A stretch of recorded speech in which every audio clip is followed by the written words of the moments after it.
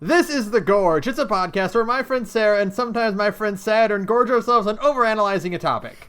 The Gorge is brought to you by Patreon. That's patreon.com/thegorge, where for just $5 a month you gain access to not one, but two podcasts. That's Hell You're Walking Into for $2 is a monthly podcast where I can't think of a good bit for this one because I've been too busy playing the Fate Extra CCC event and it's been blowing my brain out of the back of my skull with how good it is. Ha! I turned it into a bit anyways. And Takeout, another commentary track thing where we watch stuff and talk over it. If you think that sounds like a good time, and I do, head on over to patreon.com/thegorge. We really do appreciate all of you. And we are $83 a month away. Just $83 from The Bad Game, which is our monthly stream where we play absolute garbage games. Last time we hit that goal, we did Air Guys, God Bless the Ring. Next time we hit it, we will be doing The Bouncer. Oh, y'all, you gotta get on this. You gotta make Ben and Sarah play The Bouncer. 2001 beat 'em up classic, The Bouncer. And you won't hear me on these Patreon side podcasts for bonuses, but you will see me putting my money on the Patreon to make those happen. Oh, and yeah. I would like if you joined me in that, because this is a very good podcast and I would like you to hear more of it. Thanks, Saturn. Ben, you want to read those names? Yep, and thanks to Saturn and also Holy Star 64, Neon Hellcat, Patrick Perez, Roddy 1/2, Hasso Toby 27, Alice Marks, Shia Otzi, Magus Aquaman, Jack Tubes, Liam Lane, and that other one dude. Yay! Thanks, guys. These are the heroes making it possible. It's true. That being said, we're back to talk more about 13 Sentinels, Aegis Rim, a game that is also so good it blew my brain out of the back of my skull. I don't know how that could happen to me twice, so I'm assuming we looped. It didn't blow my brain out of the back of my skull, but it did activate the nanomachines in my skull until the point where it annihilated all of my memories and left me a personality-less husk. No, it's in a good way. In a good way. No, it's good because you implanted all of your memories into your nanomachines themselves. So now you are technically a husk being piloted by nanomachines. One of the crazier plot twists in 13 Sentinels Aegis Rim. Yeah, the problem is, like, last time after we spent, 2 hours gorging on 13 Sentinels Aegis Rim and talked about the ending and the combat and also Homestuck, I hit my operating limit and actually ended up going a bit over, and then I died, and I had to transplant my nanomachines into a clone of myself. So, like, that's been my scene right now, is I am on Saturn number 2. Are we spoiling things for 13 Sentinels Aegis Rim? Or are we just coming up with stuff? You'll never know unless you've already played the game. There's no way to tell. Literally no way to tell. Sidebar, I don't know how, because Ben, I'll let you get to whatever way we're planning to start tackling content this time around. I don't know how long we're going to be able to go without going headlong into spoilers, because this entire fucking game is spoilers. It's all spoilers. Spoilers all the way down. Yay! Just like we talked about last time, where it's just, you can't say anything about this game. It's like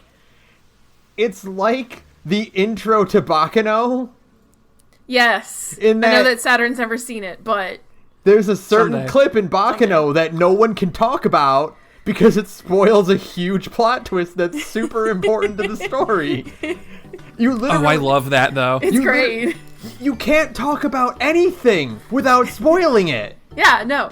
And the very interesting thing about 13 Sentinels really is just that, like, and we might have talked about this last week, I don't know, like, again, nanomachines ate my brain. It's been a loop, like, anything's possible.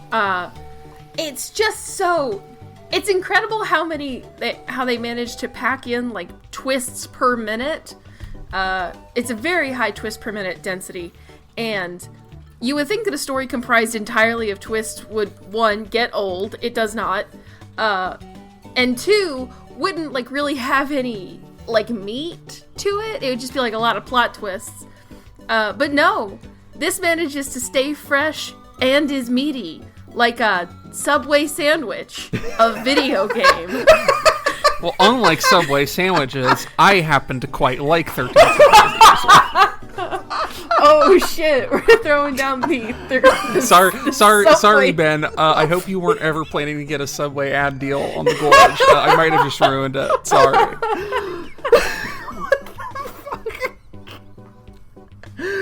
But yeah, I do think we did mention. I think we did mention that though. Like, if this were a worse game, it would be the exact amount of writing, but spread over like 120 hours instead of maybe 30 and change, give or take. And like we talked about the twist density per minute, but it's just straight up like, this is not a product a piece of media rather that I would compare this to really in any way, but it reminds me a lot of what I appreciate about the Shonen Jump manga Chainsaw Man, which is where a normal shonen author would be like, okay, I have this interaction in mind. How many pages do I need for to make this dialogue work? Or how many chapters do I need for this arc to work? Reading through Chainsaw Man is like an exercise in seeing like, okay, do I need this to be even an arc? Can I just skip to the next thing? Yeah. Or does this need to be a dialogue scene in pages, or can it be like a single pointed like look with no words in a single panel and convey the same amount of feeling and information? Yeah, having 13 Sentinels feels like that, but for something on the scale of like Legend of the Galactic Heroes multi-novel time travel bullshit. Yeah, I am now halfway through Chainsaw Man. I quite like it, by the way. I totally get what you mean, where it's like it's just so high. It just goes. It's so compressed, but you never feel like you're losing anything in the process of it being compressed. It's like it's just been boiled down and boiled down and boiled down until like everything that is totally unnecessary. It's like essence of the essential oil of a sci-fi story. It's like if you were to buy a bottle of cold brew coffee concentrate from like the grocery store and you just drank it straight out of the bottle instead of like mixing it with milk or anything. It's okay. So as a side note, I did not finish Chainsaw Man. But one of the things I did get far enough to realize is that people are like, I want a Chainsaw Man anime, and I'm like, why? This is a manga that has zero pacing. It is a manga that an anime could not possibly improve the pacing of. No. I'm glad it's getting an adaptation, but like it's going to be slower considerably. Like, this Chainsaw Man somehow manages to take no time at all and also take hours to get through a single scene. How do you convert that into an anime where time flows linearly? Yeah, there's so much. We can't get out. We can't now. Never mind. I'm stopping this conversation because otherwise. Yeah, no, this cannot be the Chainsaw Man Gorge. Maybe someday. Maybe someday soon when I'm done with it. But in the meantime, Ben, God, please give us some structure. Help. Yes. Before I do that though, we need to pause recording because I realize there's an audio hiccup with my track. Oh no! So everyone hit stop, and I will cut this and edit it.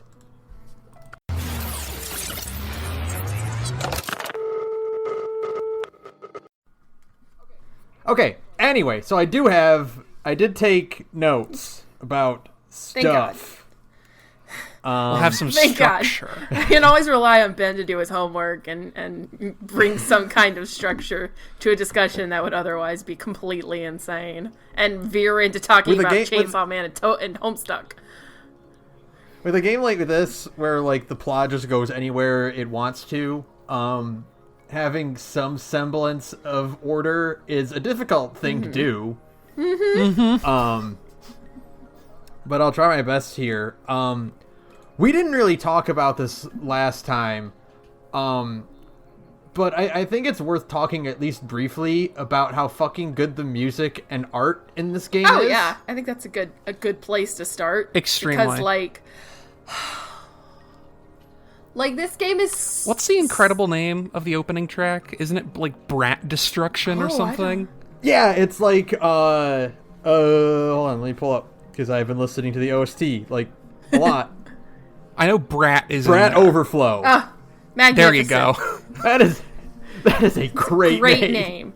And just, I am always so, anytime I boot the game up and just, like, the very beginning ish where you're actually in the school, like as Juro, and there's like that light streaming in, and the light is interacting with like these hand-drawn models, and you know, everything is so just immaculately detailed, and there's so much going on in like every frame of scenery in this game. It's just incredible.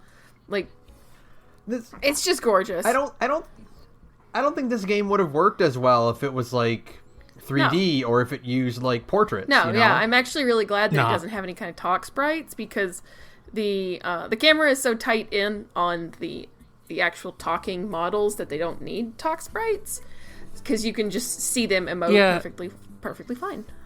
Like, the only time you ever get the talk sprites is with the mech camera stuff, or the stuff from 2188 where it has like the blue like filter, and that's mostly because it's a key art with some mouth movements drawn over it, and they didn't actually make a character model. There is which is like appropriate. There is one thing I really, really like about the projections like that, and that is that they don't have any animation, so if a character needs to change pose, static goes over the screen, smart. And then they're in their new pose. It's like, we are not animating these things. Fuck you. They're too highly detailed. Also, I think I mentioned it in the prior episode, but it's interesting because like the whole like part of the aesthetic of the game is supposed to be mecha shoujo, like explicitly.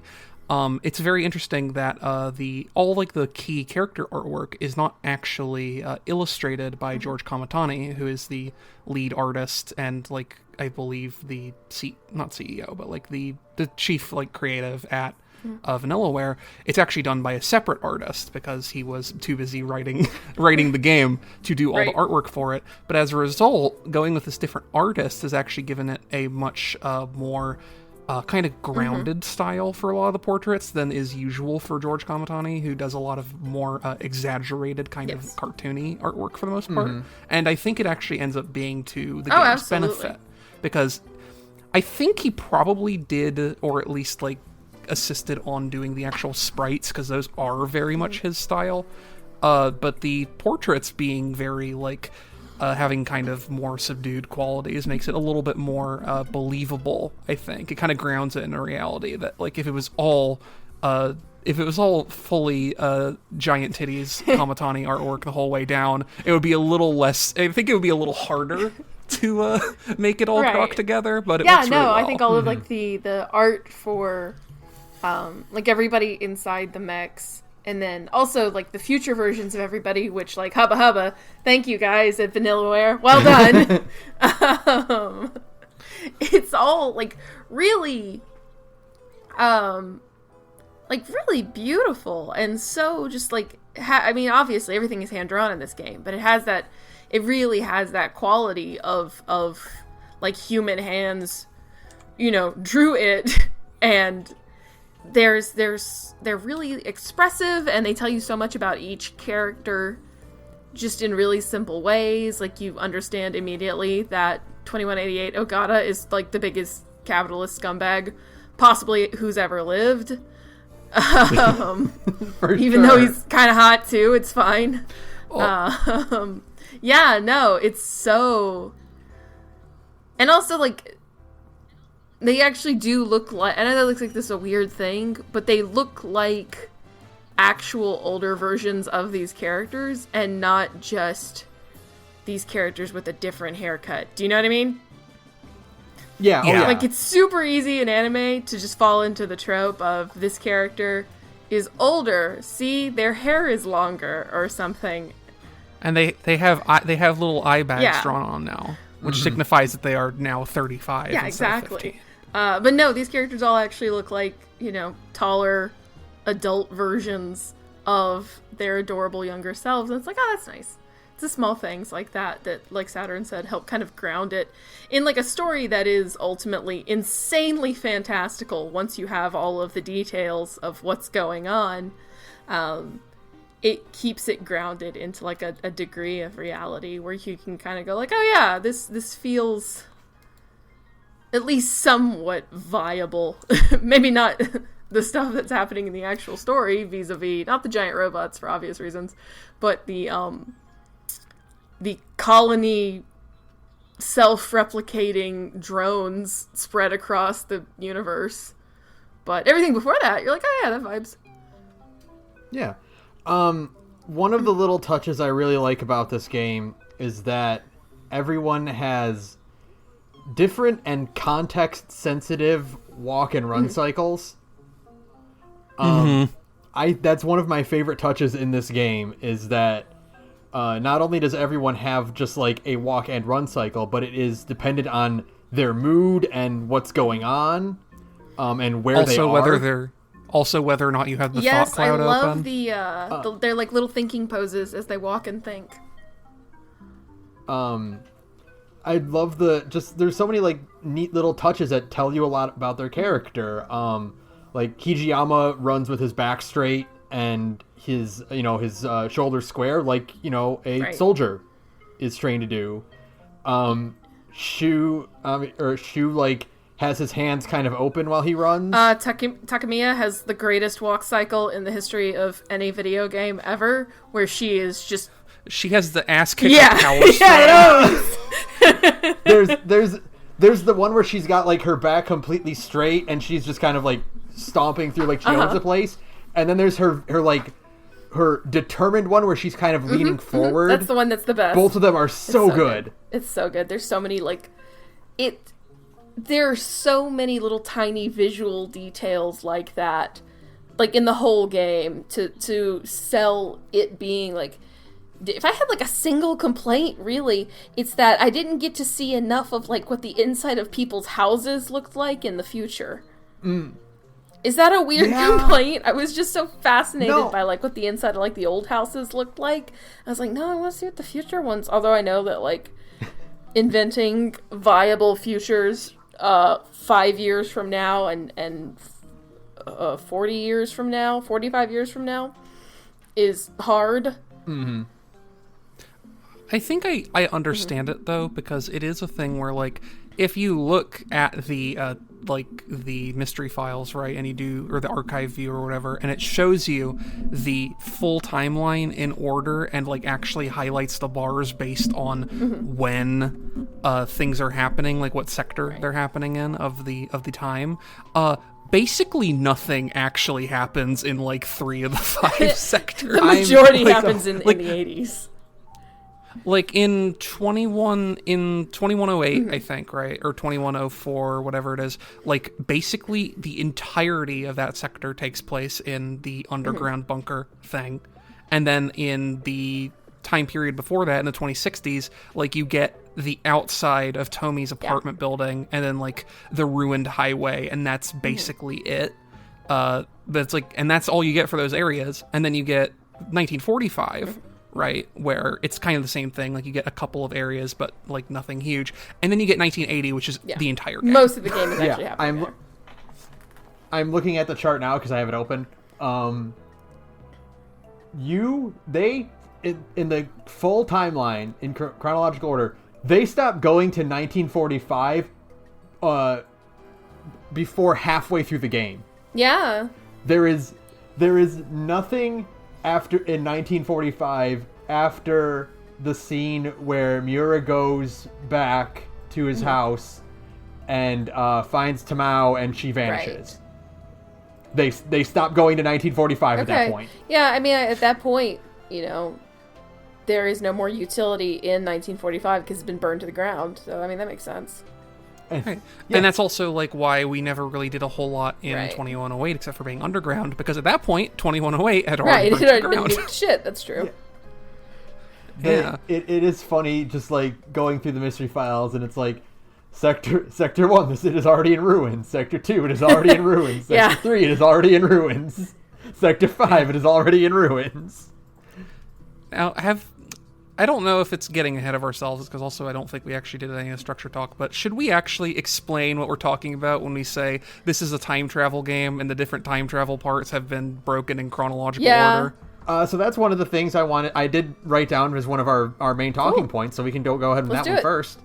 Okay, which is all the things that this game is not about. Oh, yeah. The first one is It's time travel. actually not a time travel game. Womp womp. There is no time travel in this game whatsoever. Which is incredible, because for a while, I don't even know when I really started realizing, like, oh, this isn't a time travel game. But, like, I mean, they hint at it really early on, no matter what you're doing, just by virtue of the Deimos are attacking at different points in quote-unquote time, but it's not affecting any other timelines, you know? And I grabbed it pretty early, personally, and that's because I noticed basically instantly that all the time periods are exactly 40 years apart. Well, and I'm like, this is a very weird restriction to place on time travel, A. And also, B, I had seen the Destruction 1945 happen really early, and I'm like, well, it's not destroyed in 1980, which presumably means that there's not an actual causal relationship between 1945 and 1985. And so there's presumably not a causal relationship between any of them, which is very much how that is structured. These are not actually separate time periods. They are completely separate realities. See, it's really interesting the way it does play out, because like we talked last time, like you can do this in pretty much any order, right? There's not really a whole lot of way, like there are certain points where the game says, no, you can't progress, do battle missions, or do someone else's story first. Or if it's Renya Goto, like, hey, do everyone else's story first. But it's really interesting how, even though the seeds are planted early on, it does a really good job of masking that, because, like you said, Sarah, like the kaiju attacks, they go backwards. You first hear the kaiju attacks that happen in 2065, then they go back to 2025, and then they go back to 1945. And so it's like you can plausibly be like, okay, well, these things are working backwards through time. Like, obviously it won't matter, like, oh, why isn't the future destroyed? Well, because they haven't done it, quote, yet. But the point that makes you start to wonder what's going on is the point where Miura visits his old home, and he's like, wait, well, how could they have replaced this pillar that got damaged? It's like a support beam to the house. They couldn't have. And that's actually it's very interesting, because it's one of those parts that does start to make you feel like you're going crazy. Where I start texting somebody going, I'm going insane. And it's because they do that cutscene, and then immediately, like in the same story chapter, immediately after, hard cut to 2188, and it's 2188 Miura talking to 2188 Tamao, who's talking about the house her grandfather lived in and how she wants it to be an exact replica. And you're like, but she only has these photos because it's such an old house. It was burned to the ground during the war or something like that. And so it's like, but wait, what does that mean? Did they go back in time and build this house? Why would they do that? And see, it's really funny because, like, what this game does really well is like the twists we talk about. There's like there's TPM, twists per minute, right? These twists aren't just like, oh my god, this character is this character's dad. What? That's insane. These twists make you recontextualize everything you've seen before. Right. So you as a member of the audience wouldn't necessarily like grasp that these inconsistencies are supposed to make you think of like, oh well, this core concept of the story is wrong. Right. Like, you're very often you're getting these twists and puzzle pieces that are like, you think you get what's going on, and then you get a reveal, and you're like, okay, I have no idea what the fuck is going on. Yeah, I'm back to square one. I don't know what's happening anymore. But then you figure it out, and then you get hit with another curveball from left field, and that's like basically for the entire game up until like the last fifth of it, maybe. like it's only when you start completing character stories that you're like, okay, I think I know what's going on here. And it's because every the characters in the game, refer to this as time travel. Even the characters that are quote unquote in the know call it time travel. And so you're like, okay, well, the fact that this house is not the same house that Miura remembers, did they cover up the attack in 1945? That's what I initially thought, was that I did not think, like, you know, different realities and stuff like that. I thought that the attack in 1945 had been covered up in some, because there were men in black suits and shit running around, right? Yeah. Well, also, like, you could, depending on the order you go through, you could be forgiven for thinking that, because there's a lot of characters who have these big thing happens in 1980s Tokyo, and you find out that the powers that be, let's call them for now, were able to completely cover up the incident, no matter how, like, completely world-shattering it would have been, or how obvious it would have been, like when a character's what are they called, Sentinels, appears in 1980 and fucking flies like 200 feet into the air in front of God and everybody, and no one notices, apparently, because it was just a helicopter crash. There's a really interesting cutscene, and I can't remember the exact context of it, but there's one that makes me makes me go insane to think about, because of what this world is and what we know about it, is that there's a cutscene where they're like, okay, well, the Sentinel appeared and it's causing a panic, right? Okay. We need... And characters, I think it's Ida, who is like, we need to call the U.S. government and tell them it's a cover-up. Right. And it's like, but you're Ida. You know the truth. No, I don't know, because Ida doesn't know, like, the truth. He doesn't know that, like, it's all computers.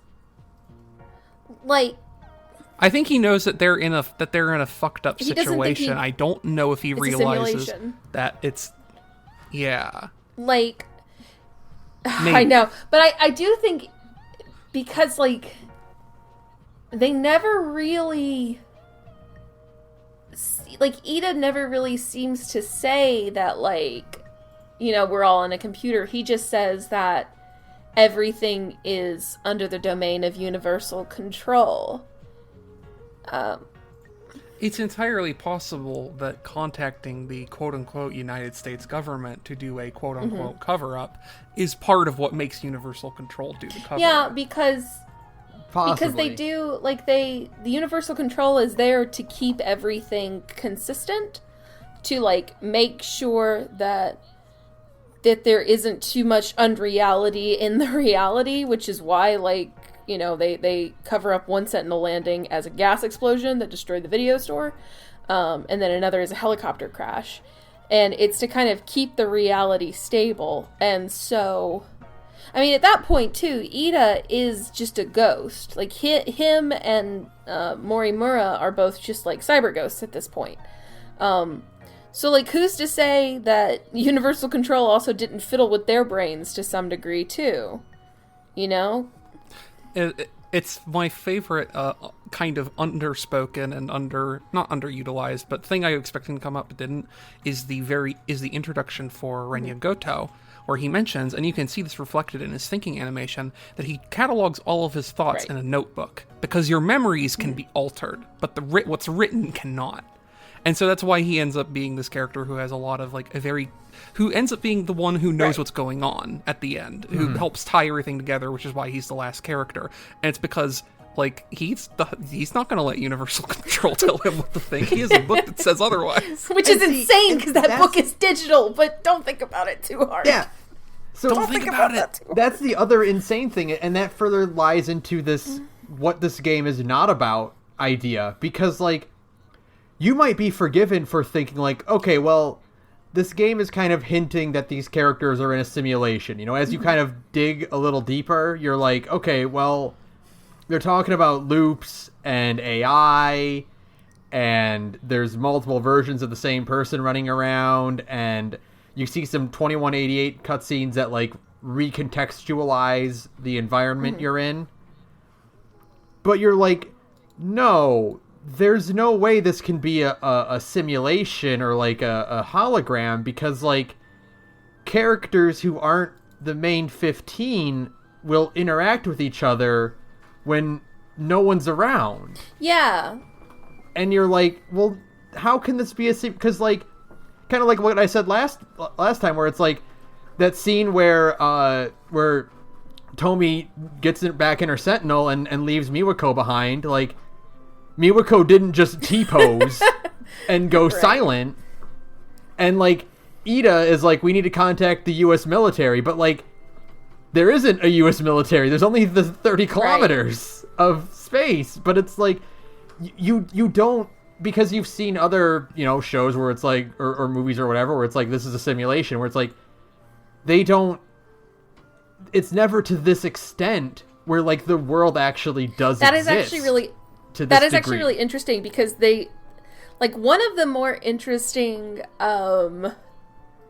kind of like really blatant in your faceities that makes you start considering like, this might be all a simulation, but at that point the game is not like really outright saying it, is there is a mention of a Deimos video game from like 2105 or something like that, and it's the game that that Okino based like the AI structures off of it, but at the time you don't know that. You just have an entry in your file about this Deimos video game. I mean, if you read the file, it mentions that it was revolutionary at the time because it could manage the AI subroutines of like 30,000 NPCs who all were like living unique lives. What's it say, Ben? I know you have the files open right now. I have the article pulled up here. It says, quote, "From an old woman who runs a cigar shop to a young man who seeks to avenge his parents, 10 million independent NPCs lead their lives in a digital metropolis that's 30 kilometers long." Oh, and that's appropriate because we also know that there's 1.2 million people in each of the sectors. So there's a total of 6 million. It's well within UC's capacity for this video game that had been made like 80 years before. At the time. And it's super, and at the time you don't really make the connection because the game has not really been pushing that connection on you too hard. You know that the Deimos are attacking at this point because of a problem in their programming that was based off of that video game. Like, Okino was a lazy programmer who stole some shit from a video game, and it's making the Deimos think that this is a video game where they have to destroy everything. You go, oh, okay. But then you, like, step back and you're like, oh, no, that's why Miwako doesn't T-pose as soon as everybody leaves the room. It's because she's running off of this insane, AI subroutine from 100 years in the future. She's running on Dwarf Fortress 2. Yeah, exactly. That's literally all of this. This game is just the plot of Dwarf Fortress 2, actually. Yeah, you get Dwarf Fortress and you're like, okay, let's see if we can double down on the complexity here, and suddenly you have something that's capable of simulating an entire city and everyone who lives in it. The Dwarf Fortress 2 developers are going to prove that we also live in a simulation. Tarn Adams is going to be hooked up to fucking, like, biometric machines and forced to make this ultra simulation of real life. And, like, you wouldn't, like, you would be forgiven for, like, not putting together, oh, this is a video game, because, like, they call them Deimos and Kaiju, because it's like, yeah, I mean, listen, if a big lizard started attacking Tokyo right now in real life, we would call it Godzilla. We would call it Godzilla, you're right. It doesn't matter what it actually looks like or what it actually is. Godzilla. Big lizard in Japan, it Godzilla. Yeah.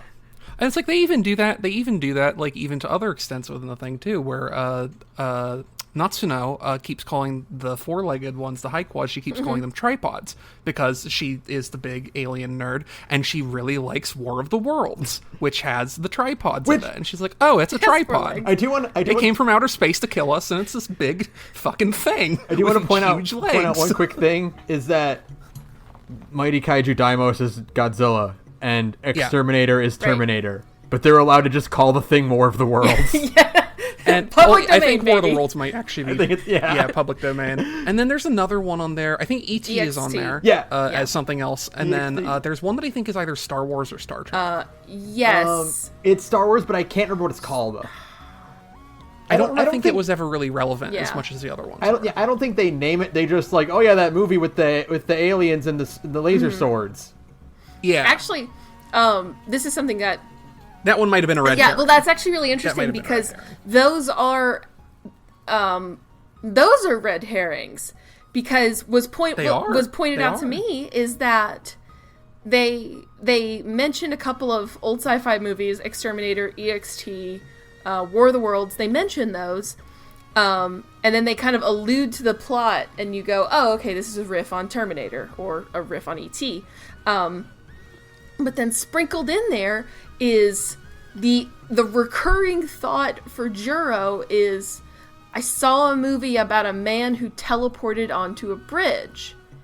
And the whole time I'm playing this game, I'm going, well, what movie is that? Like, what sci-fi movie is that? I'm like racking my brain, because I've seen a lot of sci-fi movies, so I'm just like racking my brain for like, what movie is about a guy, has like a really iconic scene of a guy teleporting onto a bridge. Surprise! It's actually just one of his memories. They do... Because all of his memories are being fed to him as quote-unquote movies. And they do such an amazing job of masking that, because, you're just like, okay, well, I must not have seen whatever cult classic he's talking about, you know? Yeah, actually, no, now that I'm thinking about it, I think I saw that, and I'm like, oh, that kind of sounds like it's probably a Star Trek thing. Yeah, that's what I thought, too, because he's teleporting. There's some big Star Trek movies in the 70s and 80s, like, you know. What I thought it was he teleports onto a bridge. Oh, like the bridge of a spaceship? Yeah. Yeah, that's what I meant. Yeah. You know, it's like, then they're like, and then the scene happens where Juro Izumi appears on the bridge, and I'm like, oh, that's a neat scene. And then I didn't think about it for a very long time. And then after like 100 panels for effect of you just sort of staring vacantly, like, hey, wait a minute. Hold on a second. George Tommy. Wait a minute. Bridge mean two things. just cut to me like wearing Homer Simpson's reading glasses with a dictionary, looking up the word bridge. Bridge can be exchanged for goods and services.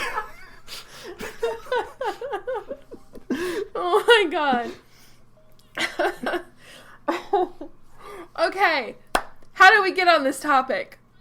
What happened? Who knows? Talking about the simulation and how fucking intricate it is, and which leads nicely to the one thing I've been wanting to talk about for a really, really long time, because again, this game recontextualizes it in like a zillion different ways. Which is, this game asks the question in a good way of what is a person? Right. Because not only do you have AI constructs who are fully realized and live their lives and aren't just, you know, a bunch of rudimentary AI that go on a path to simulate things for a player experience.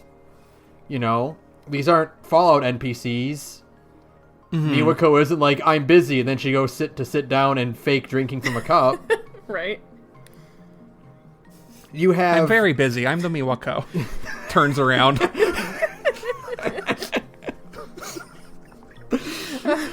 You have, you know, the 15 kids who are clones of original people and go through these loop iterations that can persist outside of it.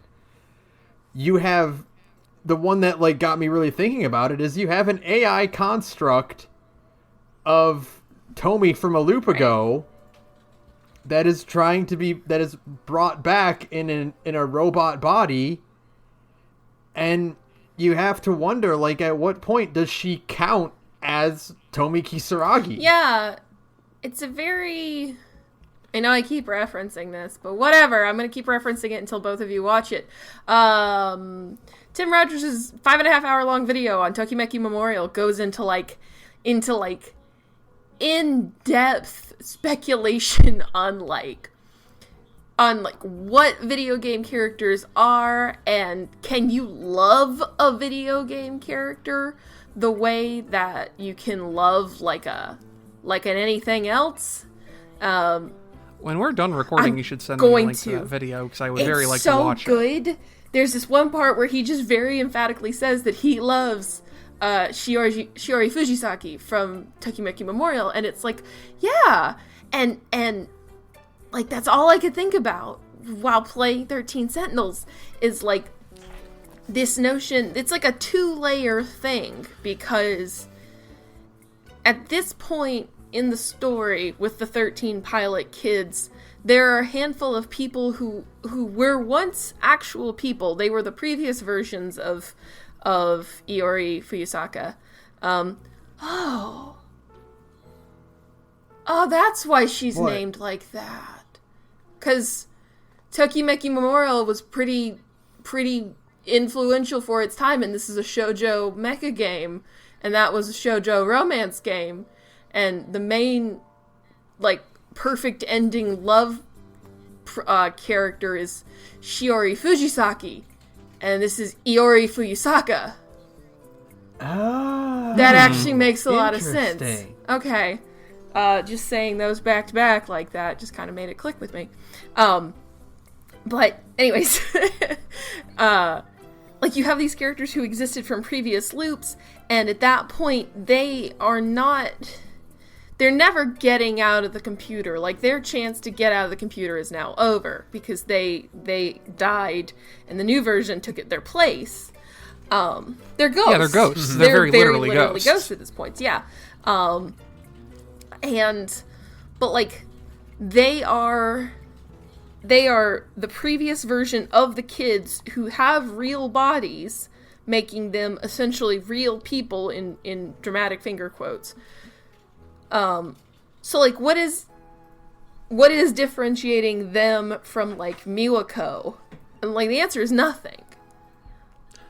Well, I was going to say, and that's part of what was the kicker for me, is that I spent a lot of, I want to say the last half to last third of the game, wondering when the fuck there was going to be a Miwako twist. Oh, God. Because she is the single most prominent of the computer NPCs, and she like had this whole interaction where she went to the future and then they tried to come back, but then Miwako got left behind, and I was like, okay, is there going to be like a thing? And the answer is no. Miwako is just a good girl, because Miwako, she is she is an NPC. She was invented by the computer. She's not based on she's not based on anyone's genes. She is not like based on a record of a consciousness or anything. She is just an NPC that the computer made up. And she interacts with several members. I want to say like most of the cast at one point or another in ways that are really organic and like never feel stilted or weird. And like she has nothing to do except be an NPC. And you're like, wait a minute, the computer invented like 6 million total, or some crazy fucking amount of just simulated personalities, and even just this one specific one who kind of has to interact with the main cast is like basically a sapient person, just one who doesn't actually have a body at all and never did. And it's like, okay, well, shit. What do you want me to do with this? It's so wild to me. The one that like makes you like really, really, contextualize it is that she's Nenji's childhood friend. Yeah. Yeah. She's existed for these 16 years. It's not like, like Iori and Tomi, like, and Natsuno, like, met her in high school. Right? So it's like, so you can be like, okay, well, yeah, she didn't, exist until they met her, but she's Nenji's friend. She's existed like at the exact same amount of time that the 15 humans have. Yeah, it's literally like as soon as I assume, and I might. Oh, this is so hard. So, just to double check with you two, the way it works is that, like, the genes of the original 15 from 2188 are incubated and are born inside of these pods, right?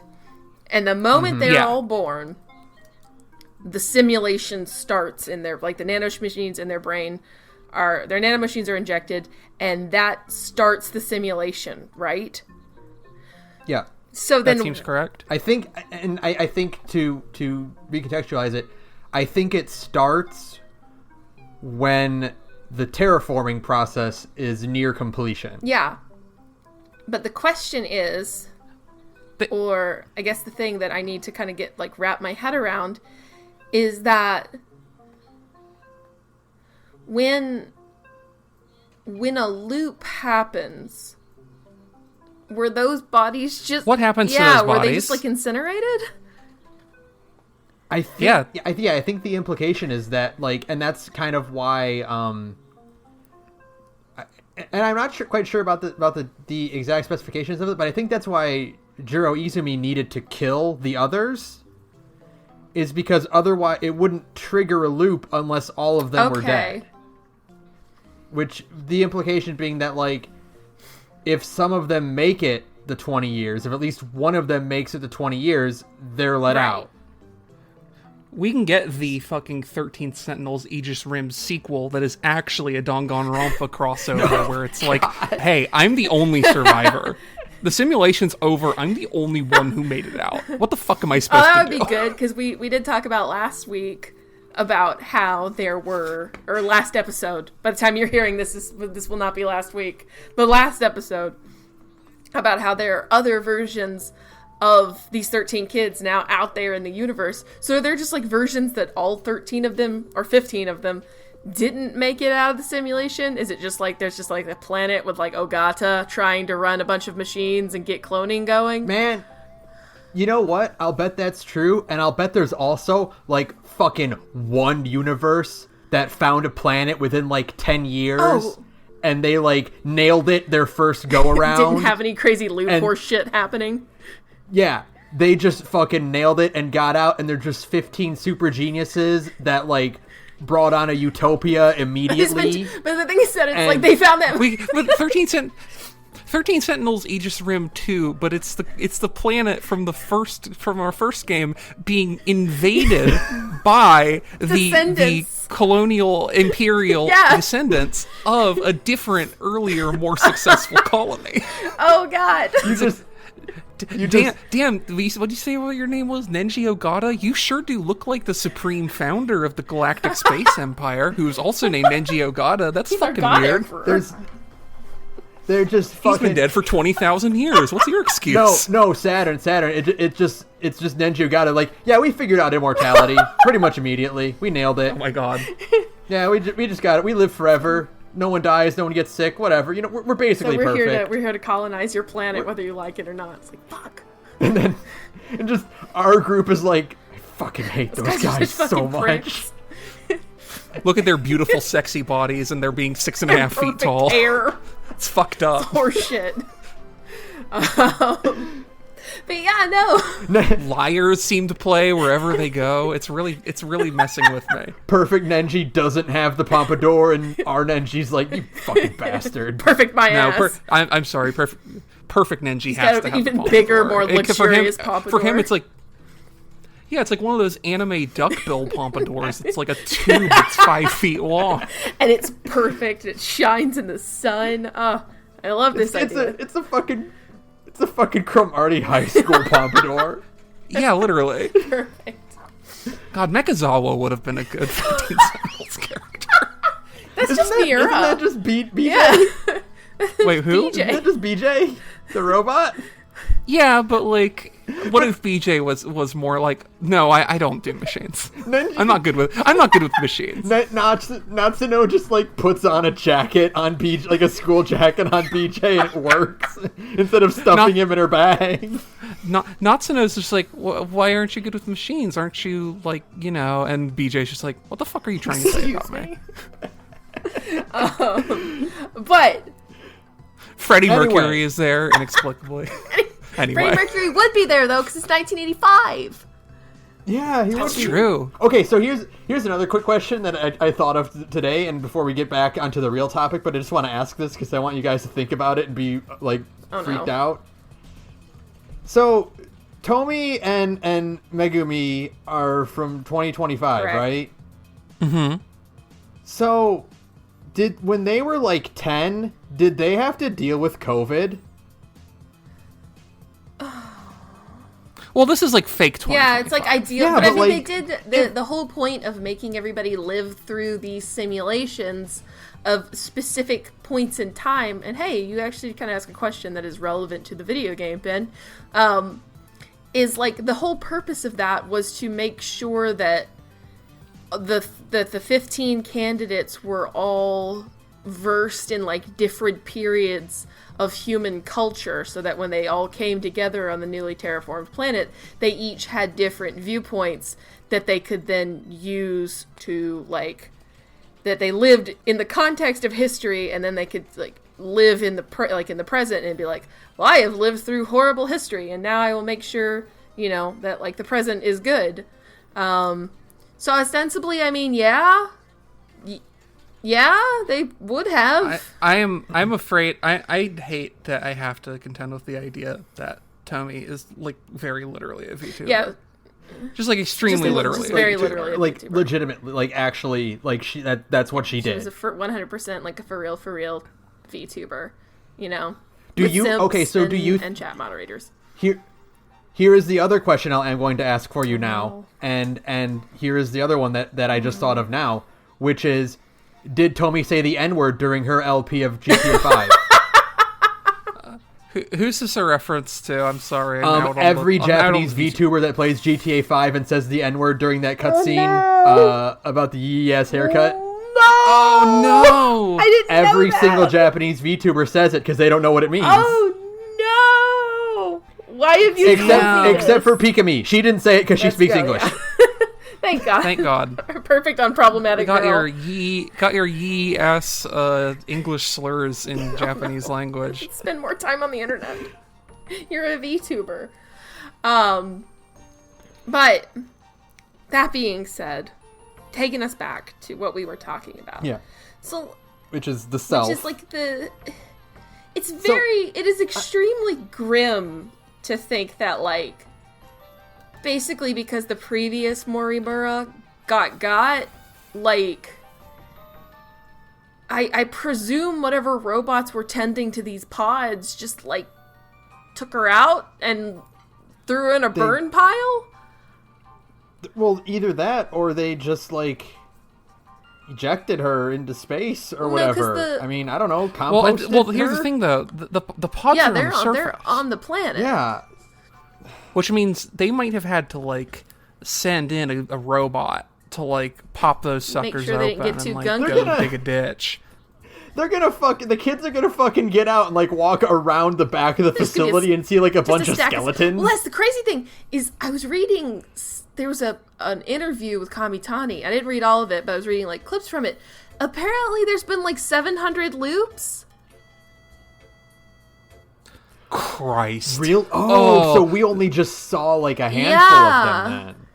Yeah, we saw the last couple, because the Juro from 2 loops ago was instrumental in setting up the DD code thing that allowed the kids to break out of the last loop.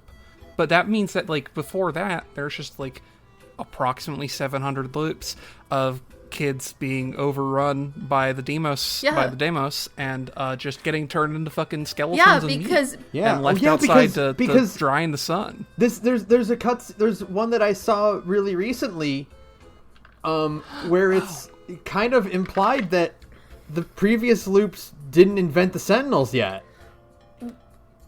If there's been 700 loops, some poor iteration of those 15 kids have been fucking sun drying for like 1,400 years. Yeah. Their bones have been dust by that point. The repopulated wolves have already eaten them. There's definitely a facility on some other planet where actually the thing is completely lost because bears wandered into the thing and realized, hey, these canisters are full of meat. Yeah, I know. There's a pack of wolves that have been trained to just like hang around near the disposal chute. Oh my god, that's so bleak. I wish I hadn't brought this up. Anyway, beyond the subject of dead children, centuries of them. God. There is one thing I did want to ask though, because like the whole Tomi thing with Ida and putting her brain in a robot body. I wanted to ask you guys some questions. Okay. Yeah, sure. Because I wanted to get your viewpoints of this. So, you guys have seen The Prestige, right? No, don't spoil it for me. Okay, I won't. I know it's like a 12-year-old movie, but I'm gonna watch it someday, and I've somehow managed to dodge spoilers for this long.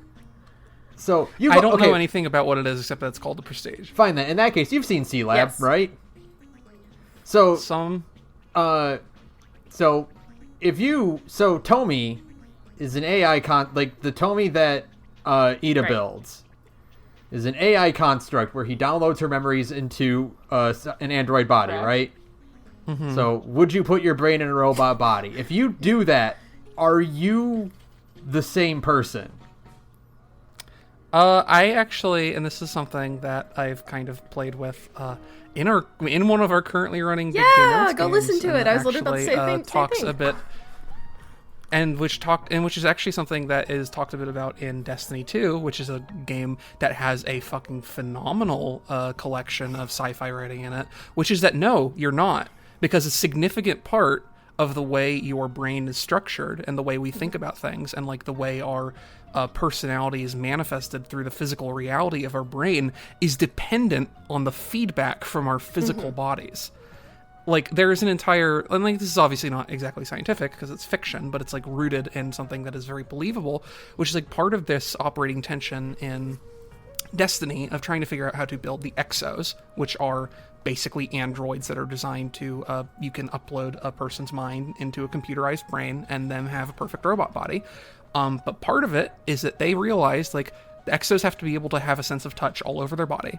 They have to need to eat, they have to need to drink, to use the restroom, they have to have, like, all the biological impulses and needs and wants that humans do. Because if any single part of that specific, like, combination of, like, sensory or input is gone, the brains, like, the minds would start to, like, dissociate and feel like they were, like a lot of the cases were the bodies, the robots would destroy themselves because the people had become convinced they were walking around as a living corpse because they didn't have the feelings that their brains had become accustomed to, and that there's a significant degree to which like it not having those feedbacks affects the way that you think. That about actually things. Does. And like I don't think that 13 Sentinels necessarily posits that, but if we're just talking about like. Would you put your brain in a robot body? For me, the answer is no. Not just because I don't want to be immortal, because it sounds like a fucking nightmare, but also because, like, I wouldn't be me. Right. So, I think that's really interesting. Because I actually would think that I would probably still consider myself me if I were put in a robot body. I would be in a different situation for sure. But I would still consider myself to be me. Well, the problem is that if you're just straight up Ghost in the Shell style, popping your brain out of your meat body, sticking it in a case, and then sticking that into a robot, ostensibly you are still you, technically, at least in my head, because like you are your brain, like that is what constitutes like your you-ness, as we always say. You know, the brain is the pilot of a mecha made out of meat, and so if you took the brain, you put it in a case, and you stuck it in a robot body, that is still you. But what the real complications come into the fact that like this Tomi Kisaragi that Ida made is not, I popped your brain out of your head and stuck it in a robot. It's that I made a flash copy of all of your memories and your personality traits, and I stuck those in a robot body. That's not the same person. That's a completely different person. Because here's the thing, and it's like, I think the difference is that, like, Tomi Kisaragi, in this case, that wrote Tomi in the robot body, would probably believe that she is Tomi Kisaragi because she has continuity memories and experiences, and there's no other Tomi Kisaragis.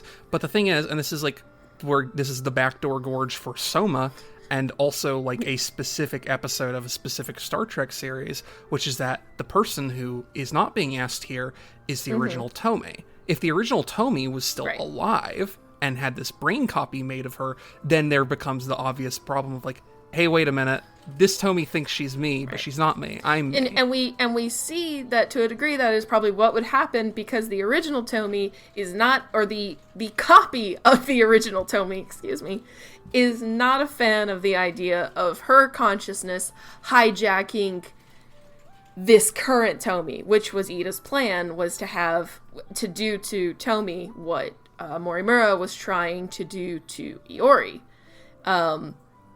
Which is to replace that Tomei with this, or, one Tomei with another.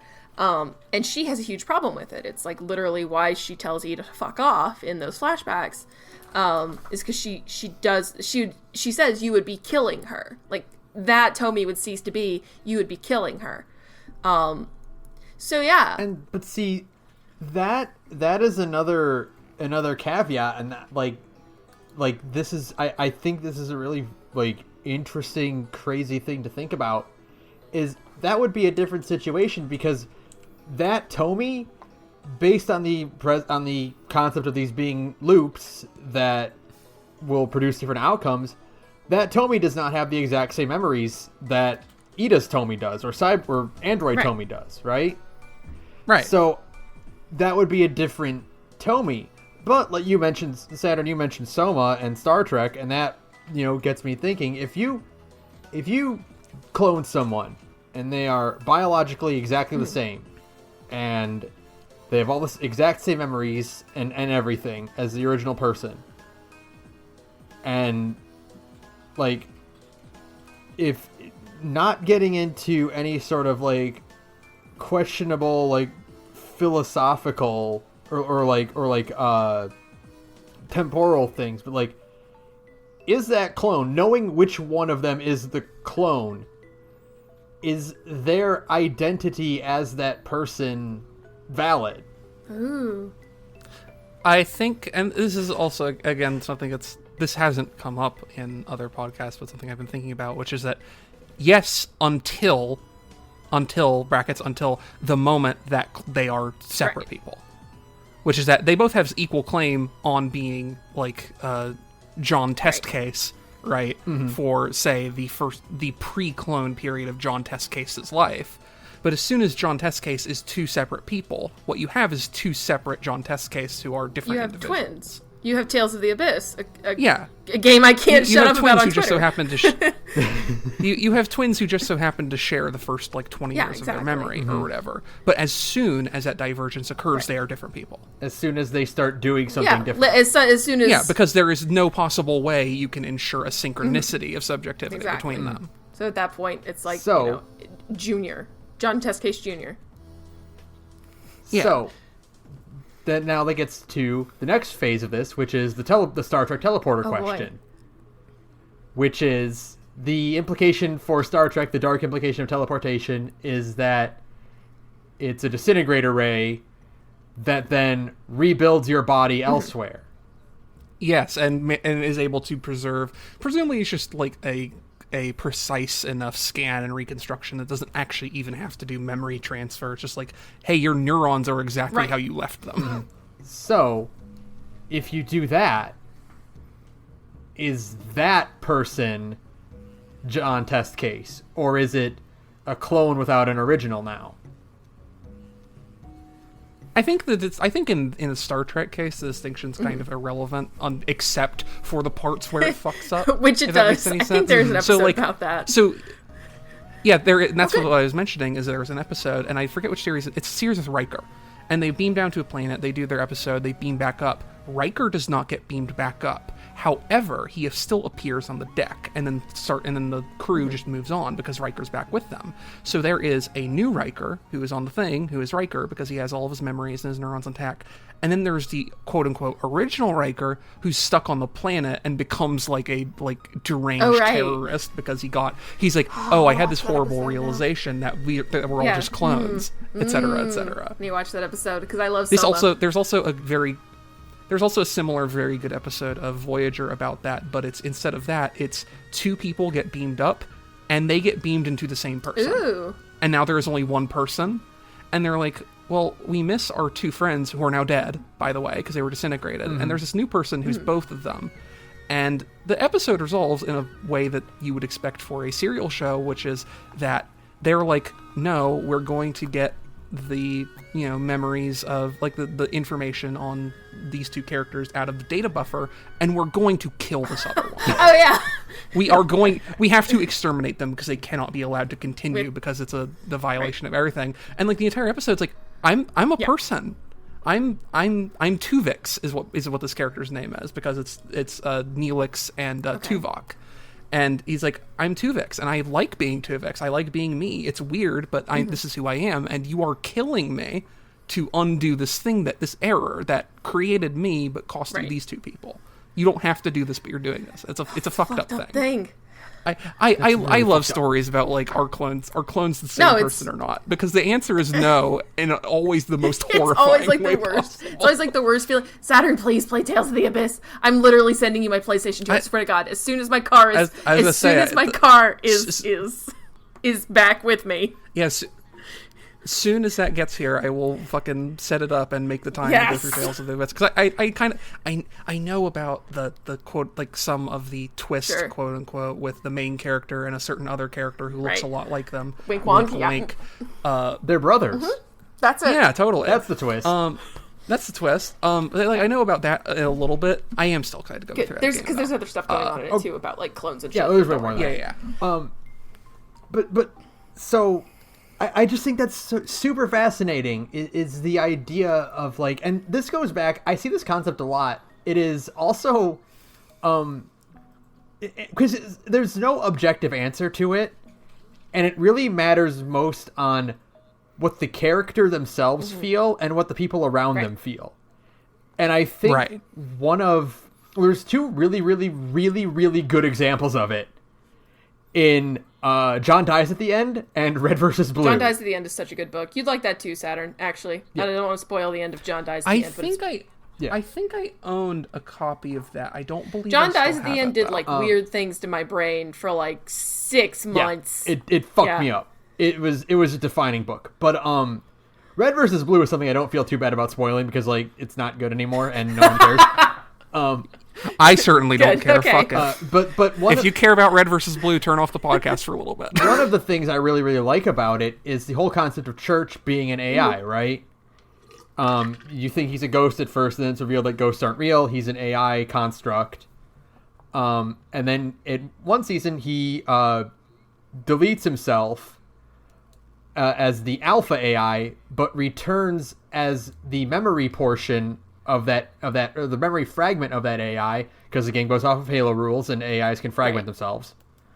At the memory portion that stores memory as Epsilon, who just sort of becomes the default Church because he has all of Church's memories. Right. And I one of the things that I found really interesting about it is that none of the characters care. Right. He's still that's just Church. Doesn't matter that he's technically only a portion of the original AI that defined him.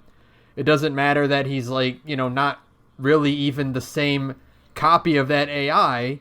They just consider him Church. No one even really calls him Epsilon except for, like, a handful of characters. Yeah, that is. And I think. Go ahead. I just think that's a very, like, depending on how you define, like, what a person's sense of self is in fictional stories like this, really also depends a lot on what how the story defines it. That is actually an interesting thing to bring this back to 13 Sentinels. Is, like, who you are is defined as much by yourself as it is by the people around you. In, like, the context of Juro, who is ostensibly, like, 100% a completely different person. He's never going back to being, Juro Izumi. He's always going to be. I actually thought that was really good that he never once, like, becomes Juro Izumi. Like, he never starts calling himself that. He's always Karabe. And I thought that was super interesting and really good because it was a very, like, it is very much just like, no, I am like a copy of this guy, technically. A clone of this guy, in that they're all clones of a different guy. But, like, I'm not going to let, like, that cloneness ever really, like, define me, or I'm not going to, like, really let who this guy is cloud, like, how I see the world and how I'm going to approach the world. And it takes a little while for him to, like, get cool with that. That's, like, the whole linchpin of, like, at first I was not, just as, like, a disclaimer, I was not sold on Yakushiji and Kurabi, because I was just like, I'm like, Yakushiji, honey, he's so rude. You can do so much better. Also, just like Yakushiji, he's not the same person. He's completely been completely cored like an apple. Yeah. And it's like, you're not going to somehow reclaim the Juro Izumi that you lost. You can. And we get the interesting, and that's like what I think is really interesting too, is when we get back to Kurabe at the very end, which is that, like, we know that he's had nanomachine treatment and also memory, like, injections, quote unquote, to try and start incorporating Juro Izumi's subjectivity into him. And at the end of that, he still has all those memories, and he still has all that nanomachine treatment. He's like, no, I'm Juro Kurabe, I just happen to remember these things that are not my memories, but I remember it's just them. Information that's stored in my head. I think that's cool. It's very cool. It, he, like, part of his, like, fears is that, like, those memories are going to start changing him, which is how they sold me on Yakushiji and Kurabe, when he was like, no, I was just, like, afraid that I would become that person who killed you, and I don't want to hurt you. Like, I do value you enough that I don't want to hurt you. And I was like, oh, cool, you did it. In literally 3 lines, you sold me on these characters. Thanks, George Kamitami. And, like, yeah, it's very... We get that's, like, a big part of it's a big part of this game that I did not expect to be a big part of this game, is, I can finally talk about something I wanted to talk about last week, but we were too busy talking about Homestuck, is that... I controlled myself. I won't hold either of you accountable this time. Hey, Saturn, remember to send? I'm gonna kill you both. I'll let the record show I did not engage. I will not give that man any more time of my day or of this podcast. Homestuck is not a good comic. Don't read it. Andrew Hussey's other works aren't very good either. Sorry. But all of that to say, I brought up last week, I was like, they don't ever really make Morimura... They make her understandable, but both of the previous Morimuras, as in Professor Morimura and Chihiro Morimura, the big titty teacher, they are understandable, but they are not necessarily sympathetic, which was good. They even do that to Izumi to a degree. Like, Izumi and Morimura both get their, like, redemption bits, quote unquote, and they get their happy ending in the school at the end. It's like, okay, good, you deserve at least that much. But, like, Morimura was doing a bad thing. She was trying to replace Iori with herself so that she could survive and get out of the loop. And she's not the only one either. Not just like, we also had Nenji Ogata, right? But Nenji Ogata wasn't trying to replace himself. Nenji Ogata's dad was trying to replace Nenji Ogata too, and luckily that didn't happen because Kengo seems like kind of a motherfucker. Seems like a huge monster who did not deserve to replace our good boy. That's one of the things that I was kind of clicking through clips today. And I got to the cutscene where Kengo Ogata AI was just like, yes, it is all of my master plan to replace and live on as an AI. And it's like, you are weirdly villainous in this game without a proper villain. And it's kind of like an interesting thing that his subplot just kind of fizzles out. He fails. Yeah. And I just think it is like he had the setup to be like a major, wrench in the gears about this thing, and it just kind of fizzles out. Well, I think it's maybe implied that whenever, in 2188, whenever Juro Izumi went to go overwrite the command, like the simulation or whatever, to make it so that Professor Morimura could, overwrite herself, that might have been at the expense of Kengo being able to overwrite Nenji, which is incredibly funny. No, can you just imagine, Juro Izumi of 2188 is just at the computer trying to set this up, and it's well, they have this Kengo file here, I'll use that one. While he's doing it, he just drags Kengo's AI to the recycling bin. What I like about Kengo is how he is never given a portrait, and it's specifically, I don't think either of you two have played this, but it reminds me of a character in Heaven Will Be Mine, a incredibly good queer mecha visual novel from War Scrolls games. But there's a character in it called Iapetus, and Iapetus sucks ass. He is the worst. He's basically the closest thing that game has to a true, actual central antagonist because there's nothing redeemable about him. He is also the only character in the game whose talk sprite is rendered in pixel blur, and not just pixel blur over artwork, he is drawn to be pixel blurred. And when asked about that, it was specifically so we could not risk the possibility, even inadvertently, that anyone possibly finds Iapetus sexy. Oh, they know how the internet works. Good for them. And I feel like Kengo must be the same thing. There can't be anyone who possibly wants to fuck Kengo. We could only make him so hideous, or we could just have nothing, and nothing is probably safer. Because... No, you don't get it. You don't get a portrait for him at all. You are so evil that we have decided not to include you in the video game that you're in. We could have made this motherfucker look like Master Roshi, and it's no, that's too close. That's risk. They already have a Master risking Roshi too look much. and it's the 2188 Renya Goto. I do think it's extremely funny. The one character that I think speaking as somebody who's a weird girl who likes Megane characters a lot, Nothing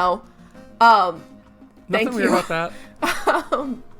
It's the one character everybody would want to see as an older character, in their 30s, and it's the old guy. Renya. Well, it's not just the old guy; it's also the super old guy with the fucked up shitty beard. Yeah, absolutely. He's I think the one character with an older self who categorically got a glow down. Yeah. Even old Miyamura, even old Morimura is still she's foxy. She's foxy grandma. Fox, yeah. And but fucking Renya Goto as an old man is just you don't get that horrible. satisfaction. He looks like he glued a mop to his chin. It's just the pits. If you could have been in the room with me when I saw that, the whole body just immediately deflated. Oh man, all right. Because you were hoping he was Tetsuya Ida. Because Tetsuya Ida looks good, and also looks kind of like Renya Goto. Yeah, he really does. We're gonna talk about that in 2 seconds. Don't worry about it. I think it's really funny because I can't imagine our Renya Goto ever thinking I should grow a beard. Oh God, no. That is I think that is a medical necessity beard where he can't shave it because it'll cause his entire head to fall off or something. His bones It's would cold freeze, in space and he's got rickety bones. He's very self-conscious about his his neck flap things that you get when you're that old, and so he just covers it up with the worst looking beard imaginable. You can't stop aging forever, even though you can. Obviously, they figured out how to live for quite a long time because 2188 Tamao is 120 years old and doesn't look 120 years old. She looks about 70. Yeah, she's not bedridden and incoherent. Which is kind of what usually happens if you live to be that old. So I do wonder, how old is that Renya Goto? If, I'm sure they give a birth date somewhere in that godforsaken game, as dense as it is. He's 50, but he's been going through it, man. He's been smoking a carton a day for the last 25 years. It's great. Oh my god. Okay, but before we move on to that, I did want to ask one more question because I think this is super important. We are going to have to do 3 episodes. Regarding sense of self and just continuing that topic. Because I think it's really... One of the really interesting things is that we have Tomi Android, who is... We put Tomi's memories in a robot body, right? Mm-hmm. And it's like, well, is she Tomi Kisaragi or is she a fake, right? What's funny is they also offer... And the implication that the game kind of goes off is that she is Tomi Kisaragi, but she's not the same one that Ida knew. She's just a copy, and she doesn't perceive herself as the original, as Ida's Kisaragi, right? We also have Okino. Oh, Okino's whole deal is very fascinating. He got the DD426, and he's like, shit, I'm gonna lose my memories. What if I just copied my brain and put this copy of my brain in my own body? Yeah. So is that the same Okino, or is that a different Okino? Yes, only because he can. I think it's a different Okino the first time, but like once you're Nanomachines Okino, you're always Nanomachines Okino, even if you're in different Nanomachines. You know? Mm-hmm. I think because he perceives himself as being, and I mean he's completely very blasé about it. Like, no, this is just me now. I'm cool with it. You know, like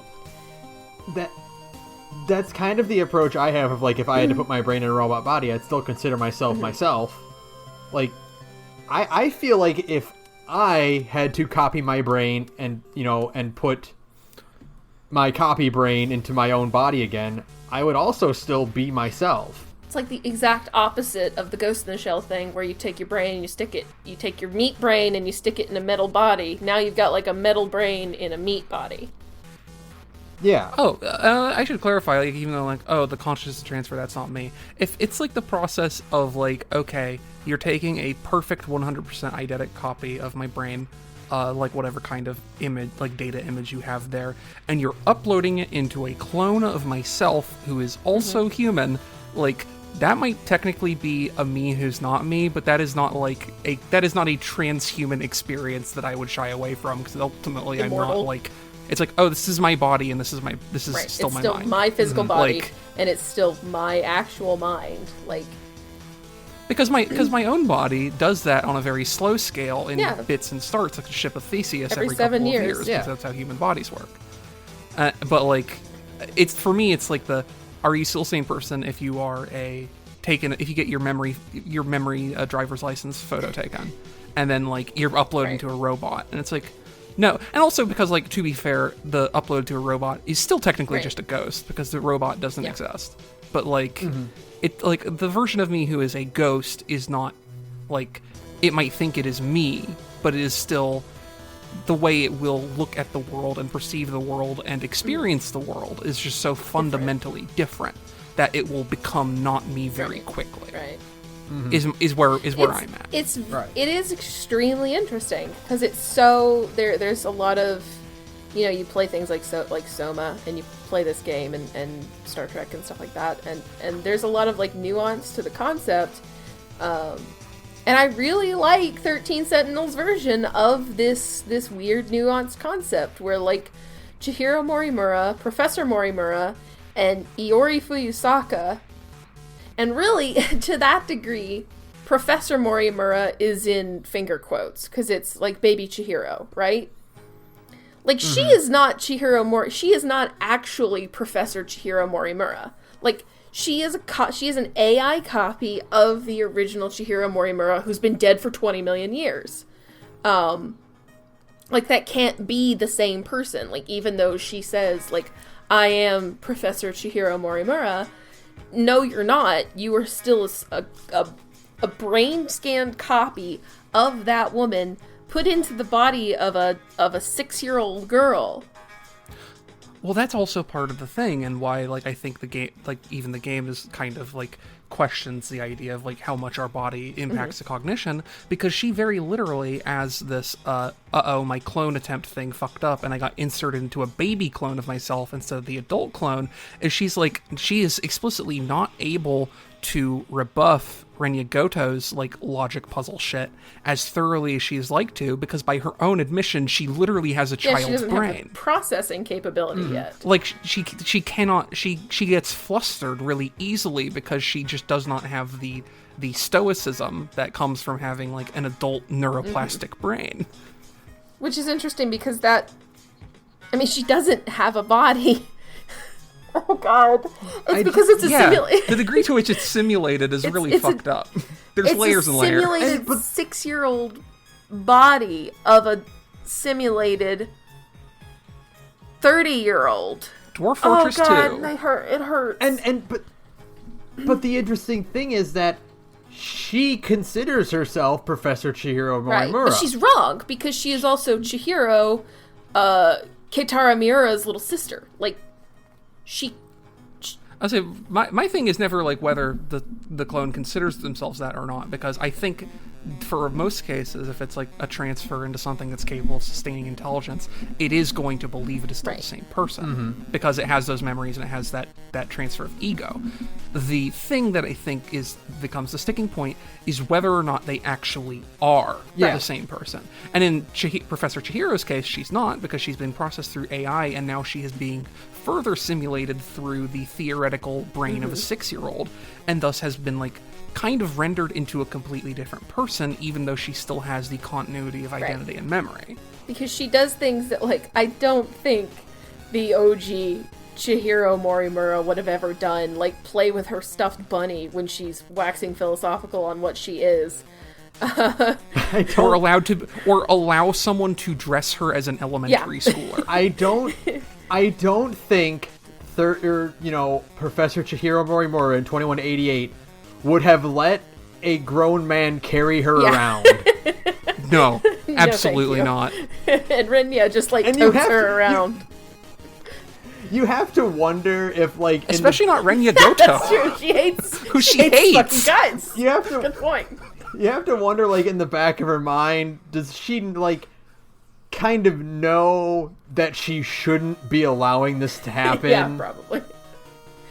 But she's baby like, now, and she's like, my legs are too. My legs are too short. I get very tired very easily. I want my fruit juice. I want food gummy. She makes up arms at Goto, and in the back of her mind, she's like, "This is demeaning." She's like, Goto-kun, please give me my sippy cup. Thank you. No, I want my Paw Patrol glass. You don't. Goto, have you heard of the television program Little Geniuses? It is my favorite. To see the colorful things happen on screen fills me with such delight. I know it should not, because I am an intelligent woman. However, my child brain is very endeared. Goto, I'm sorry. I don't know if Thomas will make the delivery on time, and I am under a lot of pressure because of it. Please let me finish this episode to see if they can deliver the toys on time for Christmas. Then I will answer your questions. Thank you. Oh my god. Wait a minute. Fuck, is she just Stewie from Family Guy? Fuck off. Oh fuck, shut up. I'm quitting this podcast. You can have this podcast to yourself. This sucks. I hate this show. This is what you do. You always ruin it. It's horrible. No, I will, like, it is one of my favorite gags in anything when you have like a character who is like, oh, they're like a fully realized person, but they're like also an animal, or like they have the body of a child, and they like. Or in Stewie's case, you were like just literally a baby, but you just happen to be an incredibly hyper intelligent baby for no particular reason. And they just like give in to those instincts for a little bit. It's one of my favorite gags. I love whenever it shows up. Chasing laser pointers. Yeah. Yeah. Overwatch sucks ass, but also Winston just being like, yeah, I'm a girl. I like bananas. Fuck off. I'm gonna eat this peanut butter. I like peanut butter. Good. It's really tasty. I go, nom, nom, nom, nom, nom.